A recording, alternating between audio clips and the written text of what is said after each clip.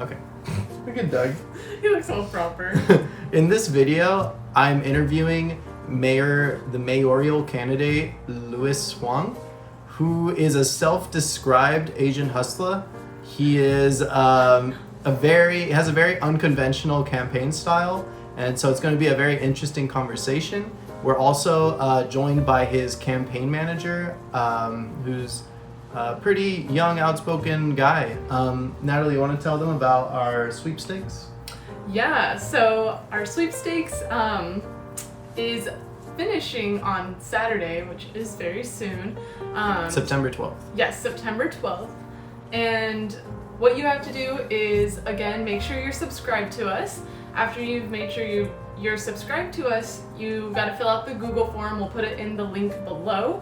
And that form is really quick. It shouldn't take you more than 5 minutes. It's just asking you for feedback on our show. And then you'll be put into a drawing, which we'll do on Saturday. And the winner of that drawing gets a year-long subscription to the Jacobin for free, completely on us. So make sure you do that. We want to reward you all for supporting us so far. Yes, thank you for the 100 subscribers. That's why we're doing it. All right, let's get ready for that conversation.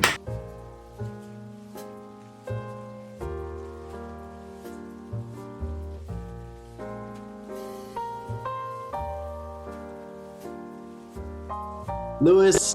Hello. Boom. There we go. Oh, I love your background.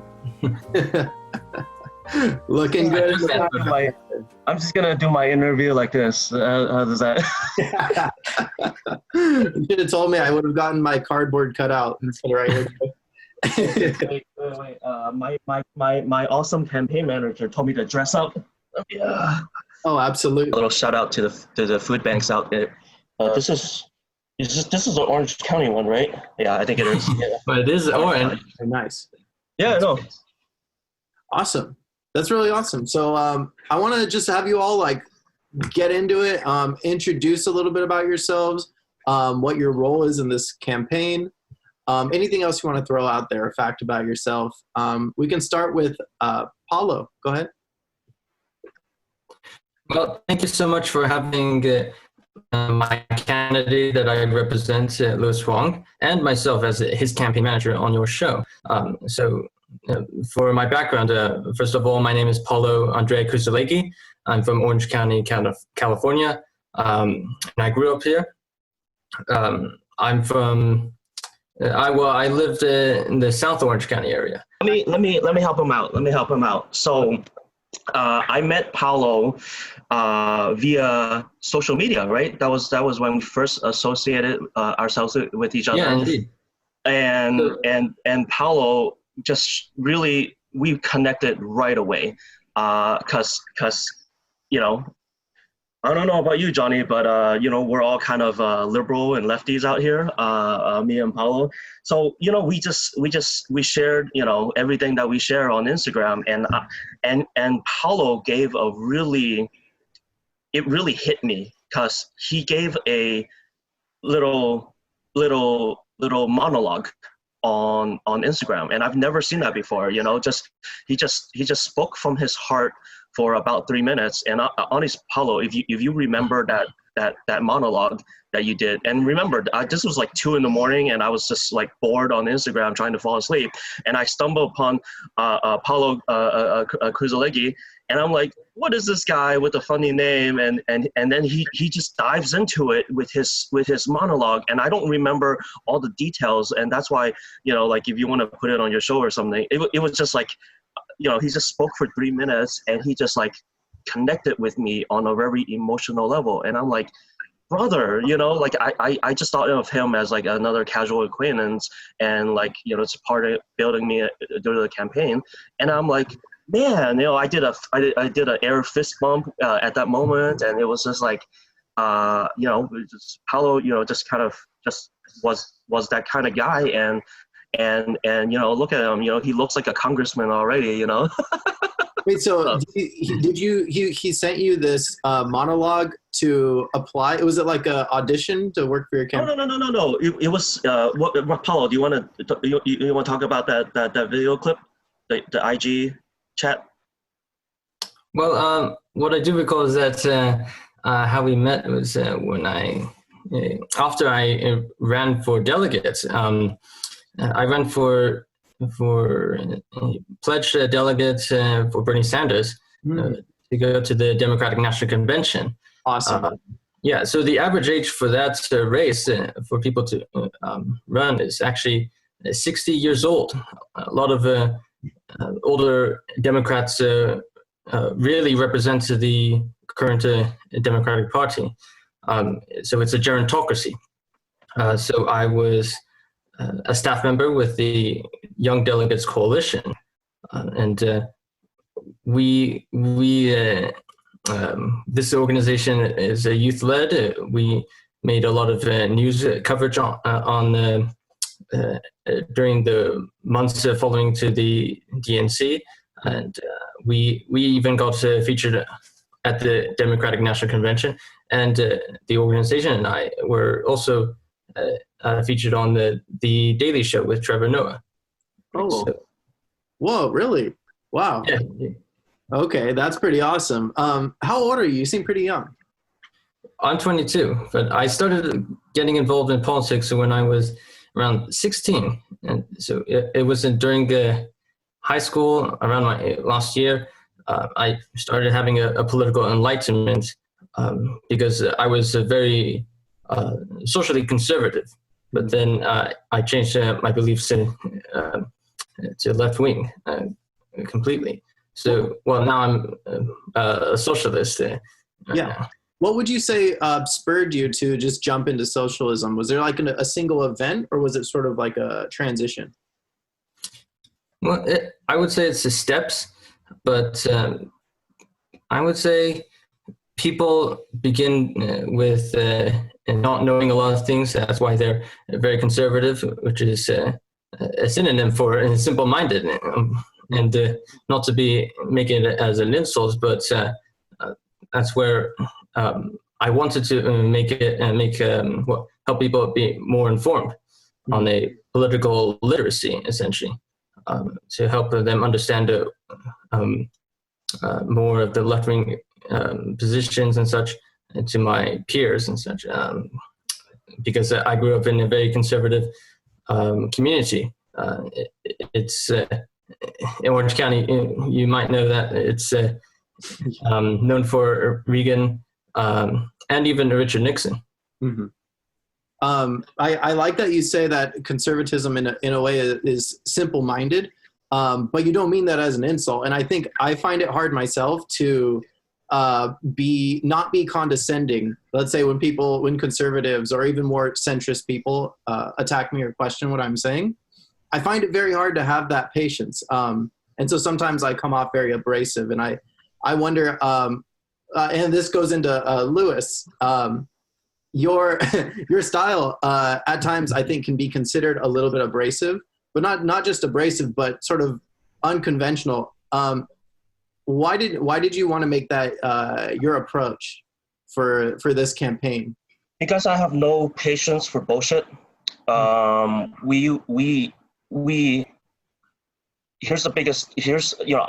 don't pride myself on creating a divisive campaign. That's not what I'm trying to do. I've been there, like, trust me, I've been there. I've been on Twitter. I've been just like throwing expletives and cursing people, and I just can't sleep for the rest of the night. I just feel like a terrible, shitty person. That's not who I am. I'm a positive person trying to do some good. We are all progressives. Progress, right? We're not a conservative. Pro and con, right? We want to do pros. We don't debase ourselves to the shit that the Republicans are known for. But the Democratic Party at the highest levels and it's infiltrated itself. Here's a quick breakdown. I will not vote for Joe Biden. I will not vote for him. I will not lift a finger. He can do whatever the hell he wants. I don't give a fuck about him because he has already lost my vote when he's killed consistently Medicare for all, a policy that will save tens and thousands of lives. He is a murderer, right? Like I don't want to be. He has a direct impact on that tens and thousands of people's lives who are sick and terminally ill and lack good healthcare, not just access. These are people with healthcare from the shitty companies, like my shitty companies that I've worked for. I get healthcare, but it is not useful when you actually need health coverage. So that's why we need Medicare for all, right? We need Bernie because he was like, hey, I see it, Medicare for all. That is the only system that works in the freaking modern world, right? Like you don't even have health insurance as a concept in any other country where it's like, oh yeah, that's all we have, and it's because it doesn't work. You're just giving all those profits and they get to screw, Medicare, so this issue alone, hey, fuck you, DNC, fuck everyone who supports the DNC because you guys don't see it, and that's okay. You do you. Me, I'm gonna do me. Paolo, we're good friends with each other. Johnny, man, let's build our allies from the grassroots. Let's build it from the ground level and let's make it top down and fuck the guys at the top because they're all corrupt motherfuckers anyways. So I agree. That's my campaign. Yeah, there. It seems like with the DNC, there's the 1%, and then the people that get fooled into following the 1%, and then there's the 99%. Those who actually stick up for the working class. Let's reframe our brain. Let's retrain ourselves. Yeah. Let's stop playing that same playbook because that is a wrong playbook, and it guess what? It helps the rich and the powerful and the billionaires, and it's their system that they created, and we got to break out of it. So starts right now. Agreed. And I wanted to ask you, because you're a candidate for mayor of Irvine, and so how are you planning on implementing that cause that you explained into your candidacy? How would that transfer? Same thing I'm doing here with you, same thing that I've been doing with Paolo, same thing Paolo's been doing. We all have Instagram accounts, right? We're young, I'm a millennial, and I don't like Gen Z, right? The Gen Z and the millennials. I mean, Instagram is just it's a powerful tool because you can do memes, and guess what? Memes are just a really good way to short access a lot of information into one little cute photo, right? It's like college, free college for all, Green New Deal. Like it's a slogan, but it funnels the whole philosophy into one funnel. So all, just for example, let me just, without any preparation, I'm just gonna pull up my Instagram, right? Luis Wong, number 4, Irvine. I'm talking about first thing, evictions, rent control. My second post, solar, Aura, the amazing Aura. You interviewed her, your show, right? Aura, she's amazing, and she's a solar advocate. I found out about her through you, right? I found out these great people through you. Third thing, this local issue where there was a very unfortunate situation where a white man yelled at a black lady at my Ralph's 5 minutes from here. So that's a developing story, right? So this is just defund movement, right? We got the amazing George Gascon, district attorney for LA County, and he's endorsed by, right? He's endorsed by Gavin Newsom, right? Like, oh, the boogeyman Gavin Newsom, and they're doing a defund movement, right? This is just issues that I think are right, and I'm just posting it out there in the world, and you see that, and I see that, and we can have a discussion. Oh my God, what's going on with this? I want to, and I see your stuff too, Johnny. Like I need to know the stuff going on at your world, at your level. About the school systems, and about all these things that I just didn't have time to access. Right. And when we build up that relationship, all three of us and everyone who's listening to us who agrees in our fundamental message, which is, hey, let's create a movement of just people wanting to do positive change. And when people hear me say that, right, like Bernie speaks unfiltered, and he speaks from his heart. He never has to have a speechwriter. He never needs to do that because he just speaks from the fucking heart. And guess what? Republicans and conservatives, they resonate with that. They were going to vote for him, and then now it's Joe Biden or Hillary. No, they're going to vote for the crazy guy who pretends like he's speaking from the heart, right? They're going to vote for Trump. But Joe Biden and Kamala Harris, they're going to have campaign posters in Animal Crossing. Don't you think that would win over the 7 and 8-year-olds to start voting for them? I did see that. I did see that. I did see that. They might that might be the game changer. They might actually win now. Man, that coveted Animal Crossing demo, man. Yeah, I appreciate you talking about. Actually, Johnny, you joke about that. You joke about that, but actually, one thing that I've been testing around with is, guess what? You know, I have my Instagram. I have 1,200 people on my Facebook. Most of them are like DPOC elites. Most of them are DGI. Most of them are Orange County like bigwigs that I've never known about, you know, prior to running 3 months ago. But I started playing around with TikTok. Reddit has become a powerful tool for me. You know, these are just, you know, next door. If people talk about anything related to, you know, the face coverings that they're doing, or the developers trying to rape everyone and screw everyone. You know, I don't mean to use such a strong language, the R word, but you know, when these powerful special interests, you know, I'm trying to, you know, one thing I haven't done is Twitch. So I don't know, you know, Twitch is probably just one step too far. So that goes with Animal Crossing. It's you know, I want to know if any other candidate that is like endorsed by the Democratic Party, are they on Reddit? Oh, right? yeah. Probably not, right? But I learned how to do Reddit just 2 months ago. I've heard about it all the time. I just, you know, it's a weird thing to me, but I you know, so what am I trying to do? I'm trying to connect with people.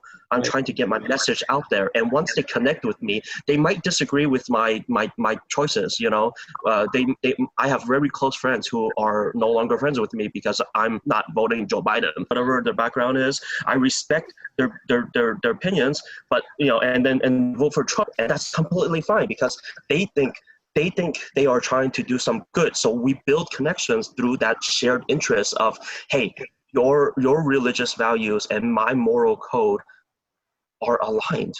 Yeah, we're aligned. You know, and here's the crazy thing. I probably talked to 200-300 people in person during this COVID crisis, the last 3 months. Socially distanced, obviously, and we got our face masks, and I'm a respectful distance. But we have all these commonalities, and guess what? Most people don't know who their mayors are. They don't know who city councilors are. You know, a lot of my friends, they are from UCSD, graduated, highly educated doctors and engineers who trying, right? Yeah. But the thing that you and I are different than most of them is they live a life of privilege, and because they are afforded a life of privilege, they are apathetic, and they just don't have that drive to care, and that's fine because they're doing well for their lives. I don't need to help my friends out because they're all doing well financially, and I wish them the best. And if they talk to me and they said, hey, I'm dealing with some personal issues, I will talk to them because they're my friends. But I'm trying to reach out to my other friends who are renters, who are struggling with the rent. And guess what? That's my seminal issue for Orange County and LA. Renters' Rights Commission. Let's do everything we can for renters' rights. And last I checked, Republicans rent, conservatives rent. You know, yeah. Christina Shea, my mayor, she rents an apartment. You know, like she might vote for me, right? If she cares about renters' rights. No, but really, like that's where I'm building. Like people who normally wouldn't even care about an election, when I say, hey, you know, are you doing okay with your rent? I'm trying to do a renters' rights commission. They pick up and they're like, oh my gosh, you know, can I help? They're not even asking to vote for me. They're like, how can I help make that happen? Because now they have something vested in their interests. How do you? Right. So that's how you build. That's how you build a connection. You build a connection. You build the bridge, and you break down those walls. And now I'm friends with a Trump voter. Right, Luis, how do you connect with the community? How do you get out there? What's the strategy behind your campaign? This, you know, let's have a conversation.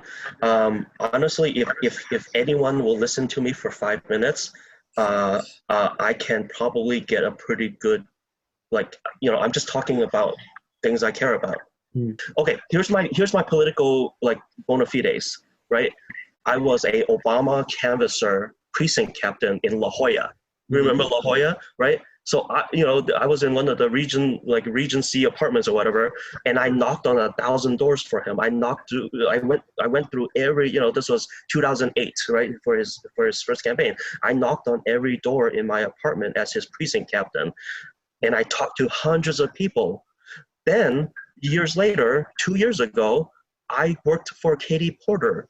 I was in her neighboring office for work, and I would take my lunch breaks because I loved her message. She destroyed Dave Min, kind of destroyed him in the primaries because of Medicare for All. Dave Min didn't stand for anything, and he still doesn't stand for anything. Hey, Dave, I haven't really met you personally. I talked to you once in a meet and greet, but stand for something, brother. Right, Dave Min, stand for something. Don't just make funny, good speeches and be a Democrat and talk about being UCI and all that. Say something useful and from your heart, brother. Right. So Katie Porter stuck her neck out and went for Medicare for All, and I volunteered for her countless hours. I called constantly using the dialer system, constantly calling, and then they paid me money. I am a paid staffer for the Katie Porter campaign, paid for by the California Democratic Party, right? Yeah. You were an engineer. You're still an engineer, right? So you have a bit of that methodical mind as well, I think, maybe secretly. I'm analytical. I've done very well professionally. Companies pay me a lot of money to do what I do. I can project manage, I can read the drawings, I can do, my passion has always been solar, actually. I did solar for 6-7 years, and I quit that industry because I just kept losing my job. It was such a tough industry to work on. And that's why, hey, Green New Deal, let's do it. Let's end the fossil fuel things, Why was it so tough? It's money. You have trillions invested money in making solar fail, trillions. So how do you fight against trillions? Well, you just end it. You tell Exxon Mobil and BP for the UK. Those are the only bad guys. Don't talk about I know I love some really wonky people. You had a couple people on. I won't mention his name. Your most recent podcast guy, your friend, the climate scientist. No. Here's the easiest thing. Every oil company by every country, because it's all monopolized per the country. Exxon Mobil, British Petroleum, petrochemicals, the Mexico one, right? Everyone has, and each and every company contributes about 2% to global greenhouse gases. Yeah. That's it. You end that, and you turn off the tap, and Green New Deal accomplished. Right. Climate change fixed. Just literally just end fossil fuels overnight. Now, of course, as a double major in the business school of economics, along with my electrical engineering degree from Jacobs School and my educational background, not to toot my own horn. But I understand the economics of it. We all still need to drive to work. Right. Well, which is work from home, right? Like that's another revolution that I hope continues. I know, Luis, you've been involved in politics for much longer than me or Paolo. I know you also marched in the Million Man March against the Iraq War. Could you explain a little bit? You've probably seen a huge transformation in politics in the United States, I hope, or maybe not. I'm actually very curious to know what patterns have you seen, or what have you seen happen over time? I think a lot changed after Bernie. That to me, at least for me personally, it was like the seminal moment. Because for as long as we can remember at federal levels, I mean, let's go through the list, right? You had Bill, and then you had John Kerry, and then you had Al Gore, then you had John Kerry, then you had Howard Dean was part of the list, but he kind of flamed out, right? I was a Howard Deaner. I was like, oh, this guy it was cool, and now and he yelled, and now he's crazy. Like that was the weirdest fucking thing, right? It was just like he was passionate, and then the national media destroyed him. But fucking Bernie, man, like he just came.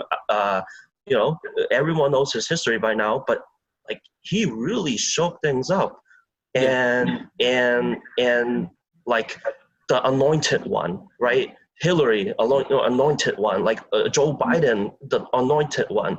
Well, I'm sorry, DNC, your power grab on democracy is at a and you know what, last I checked, we still a representative government, and we still have elections, and we still have primaries, and we still have votes that matter, and we don't just anoint someone, right?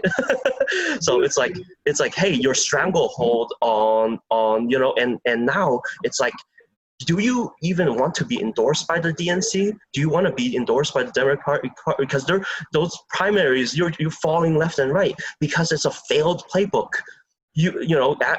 Asking people for money over and over and over again, and then giving out empty messages, versus fuck that, I'm going on Instagram and I'm going to talk to 1,000 followers who's got 1,000 followers each, and my message is going to go viral, and it's because people actually resonate with my message, instead of me posting about some organization endorsed me. Well, big fucking deal. Stand for something, right? So that's the Bernie revolution. That's what he inspired throughout, and like it's and I'm just a small piece of the puzzle. We got our revolution. We got now we got the People's Party. We got we still got the Green Party hanging around. What are we? These are all trying to break away from the DNC and the Democratic power hold. I'm experiencing it right now. DPOC, Democratic Party of Orange County. Like okay, they're a good organization, but I'm not gonna go kiss their butts because I don't know who they are. I don't trust them. They don't trust me. They they don't, when I call, they don't answer, but that's fine. They have their own party structure. They got their anointed ones. I'm going to go straight to the people. I'm going to go straight to the people. And those are the people I care about, not some ivory tower sitting, a kingmaker, right? So, do you think the primaries were rigged? Absolutely. Really? Why? Look through the rules. Yeah, look through. I mean, I don't need to. People are telling me every rule that was created. Like DNC is a big evil, but any rule that was created for the specific reason, a specific purpose of keeping power control and keeping the status quo. And I got a glimpse of it now with the DPOC. And I see it. I see their bullshit. It's not bullshit. They generally believe in that power structure, and that's how they've worked it, and that's fine. But I'm not that power. I'm not a politician. I'm not a power structure. I pride myself now. It took me a long time to realize this because I thought I was just a crazy guy, because I was alienating my friends left and right. But until I branched out from the UCSD bubble, branched out from my Lowell High School bubble, I branched out to real America, people in Santa Ana, working families, artists and craftsmen and beautiful people. I'm building allies left and right. It's not about Irvine. It's not about me being mayor. It's about me having friendships and connections and building a movement, a people-powered movement. And I resonate with that. I really resonate with what you just said, because I'm from Redondo Beach, SoCal. I live there. Yeah. You live there, yeah. So it's like I knew the people from high school. I started to post political things. I ended up going to juvie for a while, and that kind of changed my mind on everything, right? And I started to post shit, and then people were talking shit about me on Twitter and everything, and I was like, dude, I don't care. I have this whole community of progressives who represent the working class. A ton of these people from Redondo and UCSD are going to be part of the 1%. They're going into jobs where they're not really contributing. 10%. Or 10%. Let's say 10%. Yeah, but it's awesome, and it's awesome to compete with them. not in terms of like financially, but to compete with them in terms of becoming a better person, educating myself, working towards a goal that's more meaningful than money. I wanted to ask also, Paulo, do you sort of resonate with what Luis was talking about as well? Yeah, I want to mention that behind the scenes, former President Barack Obama was essentially sabotaging Bernie's chance, and during right before the primaries of Super Tuesday, and he called Pete Buttigieg's campaign, Amy Klobuchar's. They were around the dropping out around the same time, and further and more candidates who were moderate presidential candidates in the Democratic Party, they were dropping afterwards just to rally behind Joe Biden.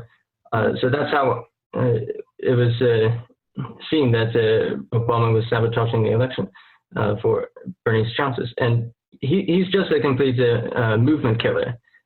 Obama recently just destroyed the potential of a great strike for NBA players and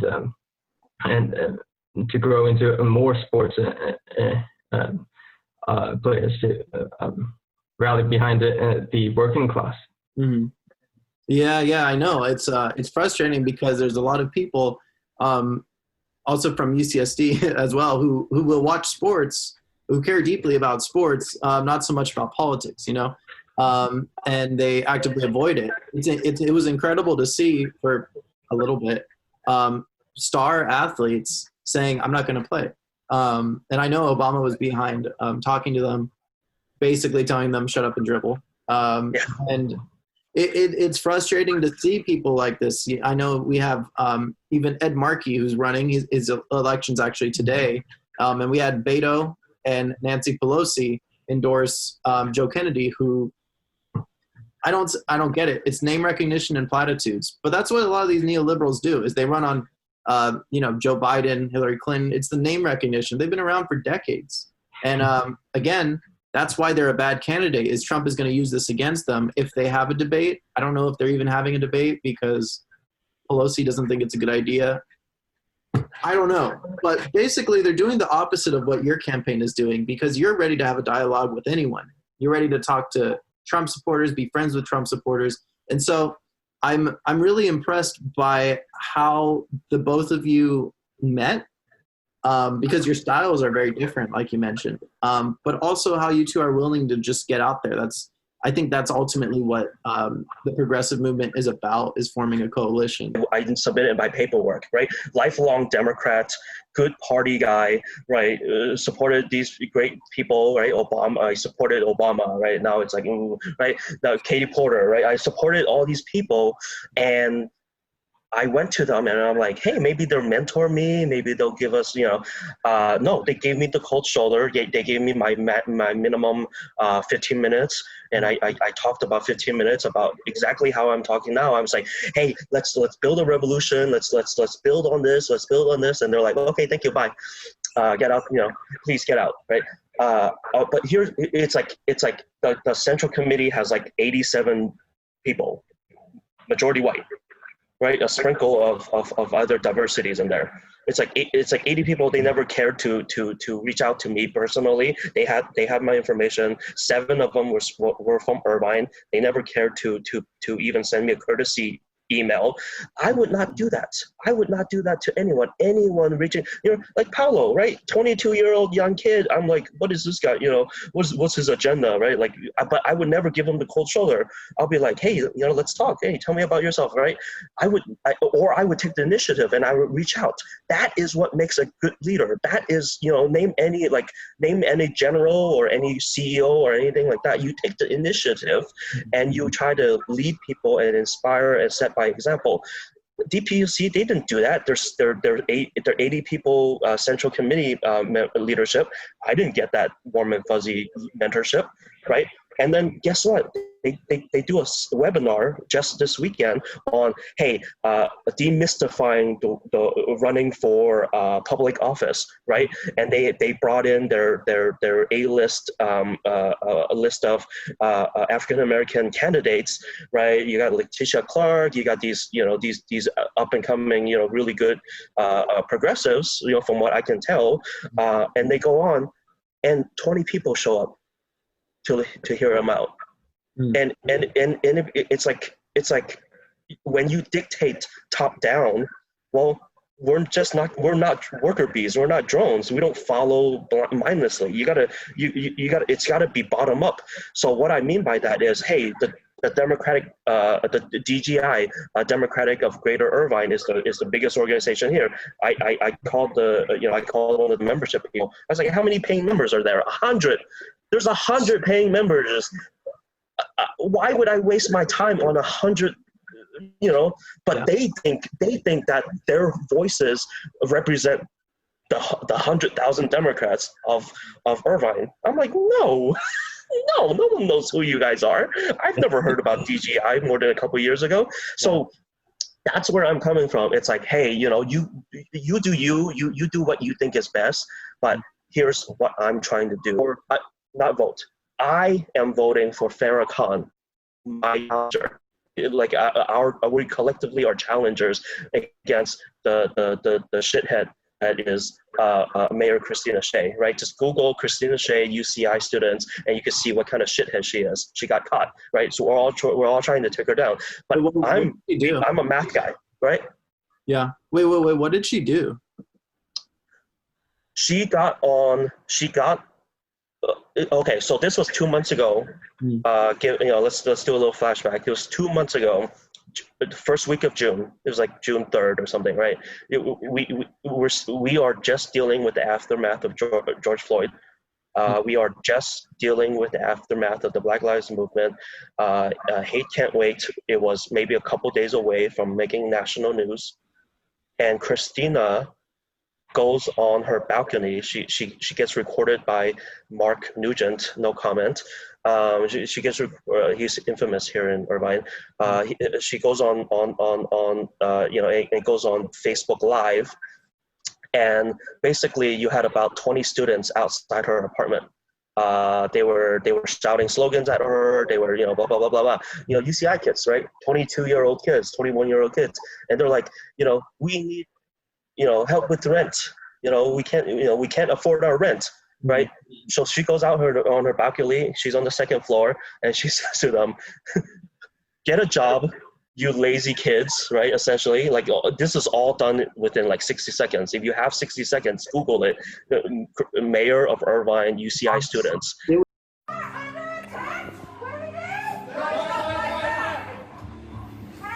Everybody, this is a protest at the Irvine mayor's house.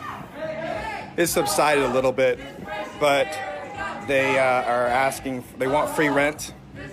They were blasting music, blocking traffic, screaming, yelling. I'm live.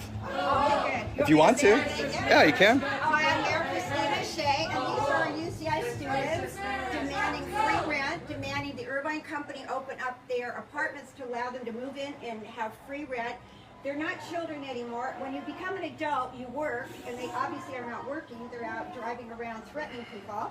But I was raised in a generation that people, when they became adults, they worked, they paid for their bills, and they paid their own rent.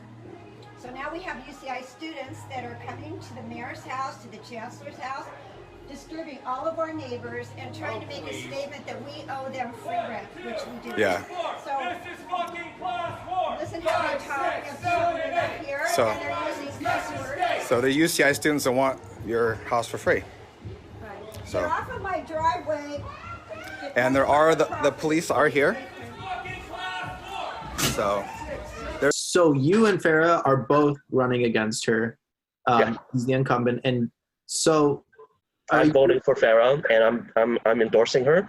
Please, anyone who's listening to me, I'm saying it again and again and again. You like Farah, please just continue voting for her.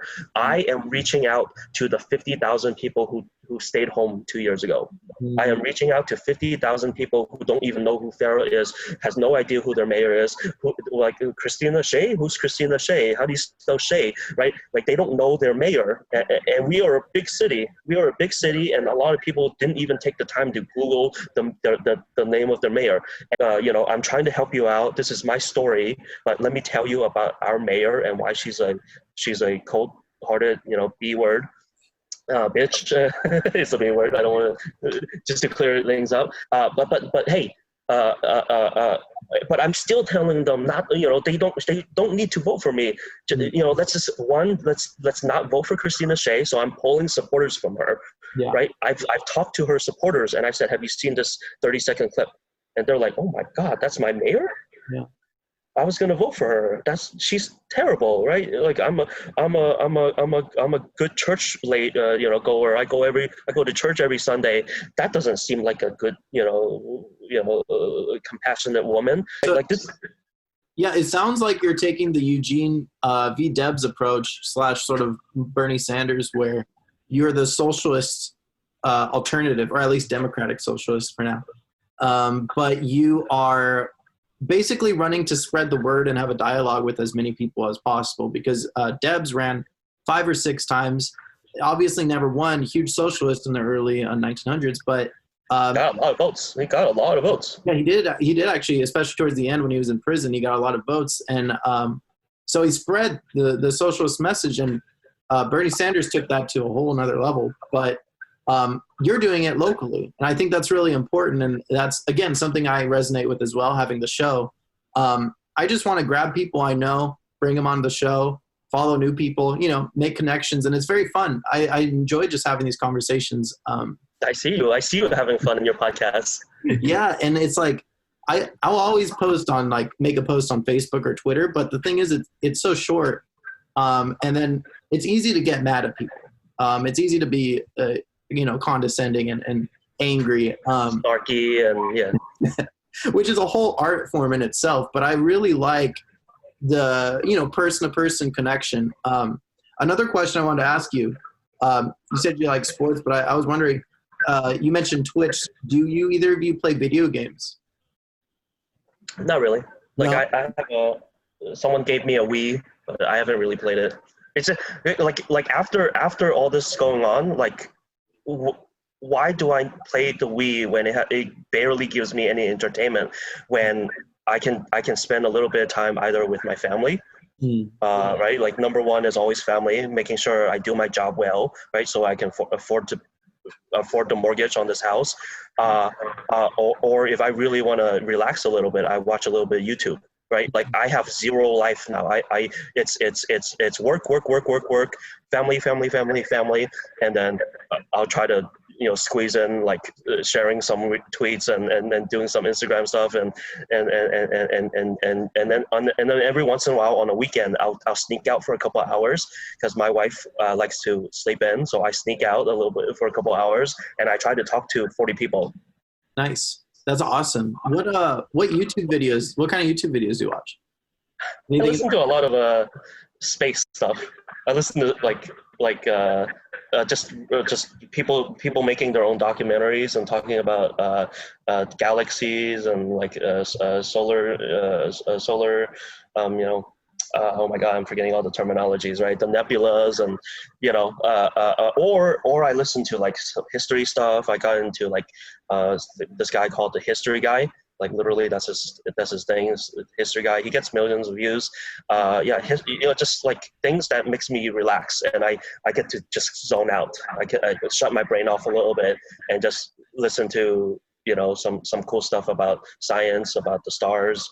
I put on Carl Sagan or Neil deGrasse Tyson, or just anything, like people talking about the Apollo missions, and I just hear those documentaries, and usually I'm asleep in like 10 minutes. How about you, Paulo? Paulo, what kind of are you interested in YouTube videos, or what's your sort of hobby or pastime? Well, yes, I do pay attention a lot on the news, particularly in the socialist circles, the progressive circles. We might have a lot of comment in that area, but I also want to say that I don't play video games anymore. It's a lot of my peers do because they live comfortably, because the privileged and the well-off feel, well, they don't have that much empathy for the people who are suffering right now. And the others, on the other hand, the people who are just getting by, they're just not, they don't want to fight as much to go beyond just getting by. So I have a purpose in life, and that's why I'm getting a head start in life as an entrepreneur and since age 20. Also working in political campaigns this year. This was my actual first time running, and I was super proud of at least campaigning to be part of the long-term revolution that we're going on. I am wholeheartedly believing the Ayanna Presley's quote, which is, the people closest to the pain should be closest to the power. So I really believe that having activists like Louis Huang and the two other candidates I'm working with, who are first-time candidates, by the way, were inspired by Bernie Sanders because he was a great leader and he empowers future leaders like myself and you guys, and to replace the opportunists, the political opportunists who take a bribe, who don't feel sympathy for the common people. Mm-hmm. That's a really great quote from Ayanna Presley. I actually hadn't heard of that. And it reminds me of how nowadays Trump especially loves to go on about the radical left. And you're saying that Bernie Sanders really did inspire this, especially new wave of socialists. Johnny, answer this real quick. What do you do for YouTube? What do you do besides watching your own YouTubes? I really like the socialist and left commentary. I've been watching like Shoe on Head and Bausch recently. I know they're problematic and in their own ways, but and those are actually leftist Twitch streamers. But then there's like Kyle Kulinski, Secular Talk, Jimmy Dore. Yeah, I've been really into that. I love being a part of DSA, volunteering for them. There's not a whole lot of on-the-ground stuff they're letting us do, but I'm doing a lot of phone banking, texting, graphics, things like that. Let's vote Luis Huang 2020. I appreciate you both being on. I see you work great as a team. I agree with everything that was just said. It's a lot to pick apart, but I love you guys. You know, I really want people to come out here, support you too, especially this campaign. Much love. You know, got to get the Gen Z. Thank you. Anything else before we head out? Before we're done? Paolo, I'll let Paolo have the floor. Awesome. Okay. So I want to announce my future goals. This is some long-term plans that I plan out, because you can tell that if someone's serious about their goals, they write it down and they announce it in public to make it more accountable. And so I plan to run for Congress in 2024. So that's 4 years from now. I'm preparing Breaking for my news. Yeah. CNN. And then in the 2024, let's see, I plan to run for Senate, and then in 2036, I plan to run for President of the United States. President of the United States, if I win, I would be the youngest president in the United States. I would be 38 years old. That's around when Pete Buttigieg was he was the youngest candidate, but he didn't win. But Hopefully, I will be the youngest. Yeah. You need a running mate. You need a chief of staff. What do you need, man? I need a whole team. Yeah. You got something for me and Johnny? Like, are we part of your administration? Thank you so much for announcing that on this show. I'm honored to have both of you on, and I hope to have you back on, Paolo, when you're running for Congress, and hopefully I'll have a few more subscribers by then. Also, Luis, when you're mayor, let's work together. Let's have you back on. Let's keep this going. I appreciate you too. Thank you so much. Thank Love you, you, man. Peace and love. All right, signing off. Bye bye.